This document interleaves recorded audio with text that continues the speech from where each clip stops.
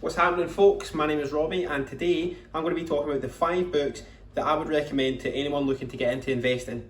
I don't know if you can hear that, but that's my dishwasher, and it's fucking loud. So maybe I might need to re-record this intro.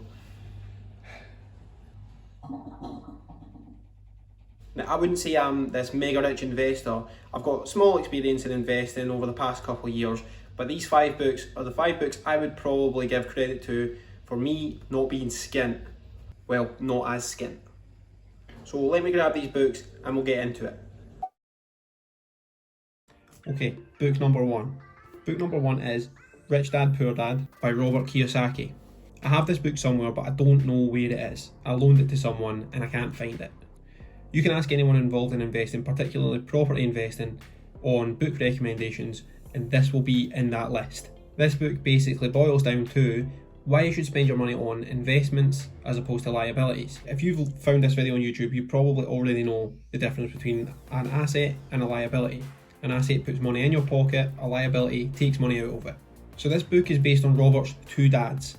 One is his own dad, the poor dad, and he worked hard his whole life, never really obtained any financial security, while the other dad is his friend's dad. He's the rich dad. He never went to university, he went down the route of working, making money, and investing that money to work for him. Robert Kiyosaki goes on to talk about his childhood and how he would compare his rich dad and his poor dad, and what the differences he could see between them were, particularly the differences financially. I'll briefly go over the 6 lessons in this book. Lesson 1 is the rich don't work for money. This basically explains the theory of making your money work for you through investments rather than working for a salary. Lesson 2, why teach financial literacy? He goes on to explain in this lesson that he believes that too many people are financially illiterate, it's not being taught in schools, and he believes these things should change. Lesson 3, mind your own business. This one basically explains that you should aim to own your own business rather than working in someone else's business. If you own your own business, you're working for yourself, you're making all your own money, and you've got that freedom. If you work in someone else's business, you're basically putting more money in someone else's pocket. Lesson 4, the history of taxes and the power of corporations. This one's basically about how wealthy people will take advantage of tax loopholes in order to pay the least amount of tax legally required of them. Lesson 5, the rich invent money. This lesson's about raising finance and investing into companies to then make more money in the future, hence inventing money. Lesson 6 is work to learn, don't work for money. This basically means don't work for money. You should be working a job to try and learn skills that you can then improve your income over time. If you're currently employed, what things can you learn from that employment? And is there more you can take from it than just your salary at the end of the month? So there's actually mixed reviews in this book. There's a lot of praise for it. There's been 32 million copies sold in over 109 countries, and it's also spent 6 years on the New York Times bestsellers list. However, there's also no proof of Kiyosaki being wealthy before he actually released this book. That's made many people believe that he actually made the money through the book and not before writing it. Regardless of the criticism and the opinions, I still think it's a good book. It's definitely worth reading. There's a lot to be learned from it, mainly to try and acquire assets over time if you want to become wealthy in the future. Book 2, Money Master the Game by Tony Robbins. I was never sure about Tony Robbins. He always struck me as this kind of guru type guy who helps you change your mindset and things like that, but never gave you any tangible information. Yes, Tony Robbins, pleased to meet you. Yeah! Oh, man! Oh, you gave advice to whatchamacallit? No, Pamela Anderson. Right? Yeah, give me another handshake. It was all just stuff about energy and mindset and meditation and things like that, which apparently do work, but I'm more of a tangible information type of guy. But this proved me wrong massively. So as you can see, the book's an absolute mammoth, 656 pages. You don't need to rush through the book, you can just read it over time, keep it on your bedside table and read a couple pages at night. I mean, a couple pages at night would probably take about 6 years, but this is the book that first made me open up a stocks and shares ISA and invest in an index fund, and crucially, start making regular payments to it every month. Before I read this book, I thought that investing was just for the mega rich people with millions of pounds in the bank, and there was no point in doing it if you only had £100, £200. This book made me realise that it's possible. I had no idea you could open up an ISA, put £100 in and just deposit £100 every month, and that'll just be invested every single month. I didn't know that was a possibility. I didn't know that you could invest without doing your research as such. without learning about profit and loss and balance sheets and charts. I thought that was the only way to invest. So this, complete game changer for me personally. If you haven't invested any money in the stock market yet, I guarantee reading this book will change your mind. Book number 3, The Little Book of Common Sense Investing. So this one's written by John C. Bogle, Jack Bogle, as he's more commonly known. I don't know why he's known as Jack Bogle when his name's John, I've no idea. So as you can see here, it's a small book, small in size, small in pages. You could read this in an afternoon really. You could sit on a Sunday afternoon and finish this. So Jack, or John Bogle, was the founder and CEO of Vanguard, and he's the man we can all thank for creating the first index fund. So I'll keep this one short and sweet, just like the book. This one's basically about how if you're investing in actively managed funds, you're wasting your money, according to John Bogle. Jack Bogle. According to Bogle, you're wasting your money if you're investing in mutual funds or actively invested funds. He thinks that people are paying too much money in fees and they're always trying to beat the market when you could literally just own the market instead through an index fund. So his approach to investing is very simple. Buy the market and don't ever sell. You're wasting time and money trying to pick individual stocks.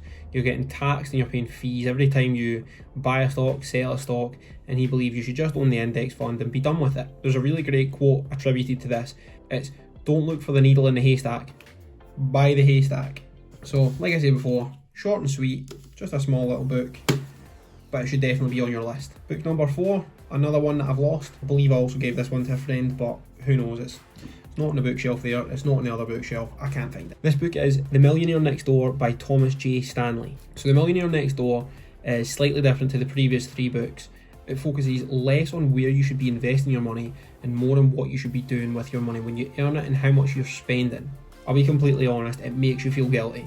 It does. It makes you feel guilty, it makes you feel like your car's too expensive, your clothes are too expensive, you should downgrade your house. In all honesty, you should be living off pot noodles and investing all your money, saving all your money, and don't spend anything. That's obviously not going to happen. Speaking from experience here, I can spend less. I don't need to buy Nando's as often as I do. I don't need to spend as much on my car. But I do save most of my money and I do invest as much as I can. So it really is a good thing that it makes you reconsider your spending habits. The main premise of the book is, are you a PAW or a UAW? PAW is a prodigious accumulator of wealth, and conversely, a UAW is an under-accumulator of wealth. So Thomas J. Stanley came up with a very simple formula to figure out if you're a UAW or a PAW. All you have to do is take your annual income before tax, multiply it by your age, and divide that by 10. So this tells you what your net worth should be in conjunction with your age and your salary at the minute. If your net worth is above that number, you are a PAW. If your net worth is below it, you're a UAW. For example, let's start with your net worth. So calculating your net worth is pretty simple. You take all of your assets, so your house, your savings accounts, your investments, anything of value, and you take off all your liabilities, all your debts. So if you've got a house but a mortgage, take the mortgage off, take your credit card debt off, any loans, take all of those off, and whatever that number is that's left, that's your net worth. So let's say you're 30 years old and you make £40,000 a year. You own your own home and it's worth £200,000 and you've got savings of £50,000 in the bank. However, you've got a credit card with a £5,000 balance on it and you've got a mortgage of £160,000 against your house. All we do here is we add the assets together, so we add your home value and your savings together, making £250,000. Then we subtract the liabilities and debts, so your mortgage and your credit card debt. This gives you a net worth of £85,000. So let's find out, does that make you a UAW or a PAW? So we take the 40,000, which is your salary, multiply it by 30, so that's 1.2 million, and divide that by 10, 120,000.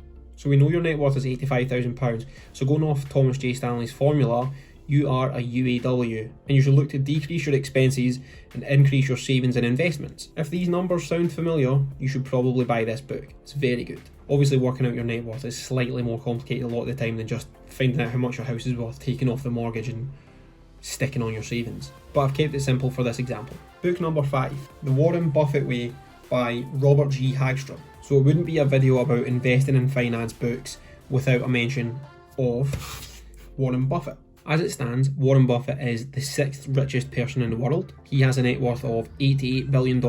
I would say he's probably a PAW if you were to look at Thomas J. Stanley's formula. And if you want to know about investing, you should get to know Warren Buffett. So the Warren Buffett Way is an insight into Warren Buffett's life his investing history and the principles that he uses to invest, and how he's become one of the most successful investors in history.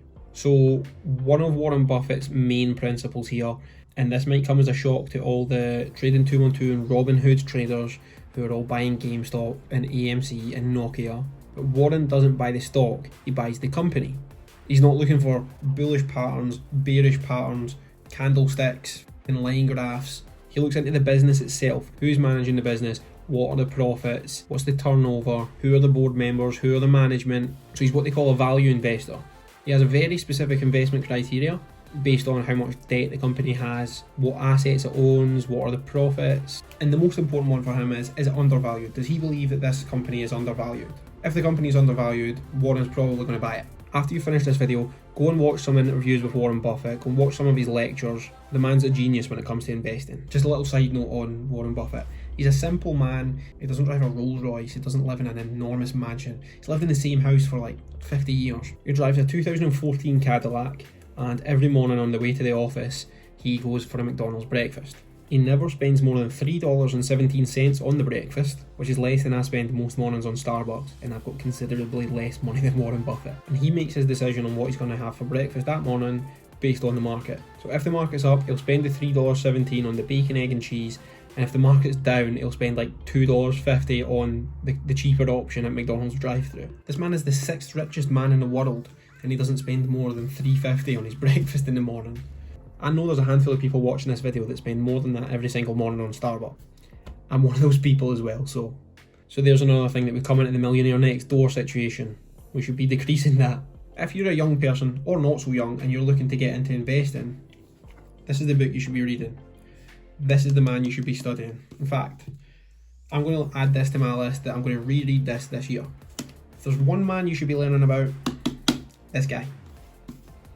So those are my 5 books I would recommend to anyone looking to expand their knowledge in investing and money in general.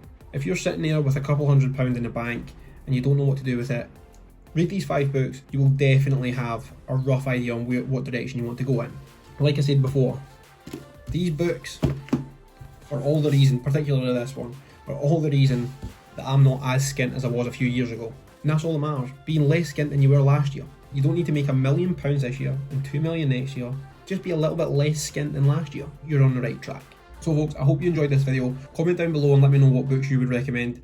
I love reading books. I'm looking to read 40 books this year, so any recommendations would be great. And also let me know if there's any other types of content you would like to see.